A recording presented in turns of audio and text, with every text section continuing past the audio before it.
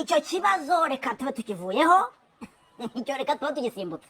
Hanyuma ikibazo dukurikijeho ni ikibazo cyo kuba abantu b'abaperezida rwose dufite ibidi dufite abantu b'abaperezida tudakoraga siporo nk'urugero murebere kuri perezida Paul Kagame rwose mureko afite agataye ajya muri siporo ameze neza. Hanyuma n'abandi tujye twireba nyaboneka dukoraga siporo murabona rwose za mudimbi zaje imbere zo ziradebeka gisegeti nawe nyakubahwa nawe tubwira icyo kibazo cyo kuba abaperezida rwose tugira ibintu by'ibidigi.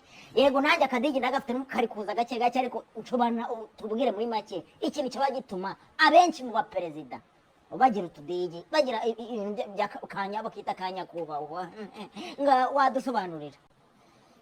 Kameme murakoze kumpa ijambo. Kameme de w'aCongo vraiment nje numva ikibazo gitera kuba dufite nibura tutudigi nibura impamvu ituma dufite izi za nyakubahwa numva ikibazo kibitera bamwe muri twe dushobora kuba turwaye utuyoka two mu nda ariko nibura nanone bamwe muri mwe dushobora kuba bamwe muri mwe nuko turya cyane nuko turya cyane dufite abakozi badutekera mu gitondo tubyutse dufite abakozi badutekera mu gitondo za tara nge numva ari cyo gitera kuba tubyibuha cyane Kameme. Hanyuma ikindi kintu navugaho ku bantu bavuga ngo Burundi ngo burakennye ngo munabatindi ariko kamugena navugaho barabebeshyira rwose kuko Uburundi nibwo butugurisha na zahabu.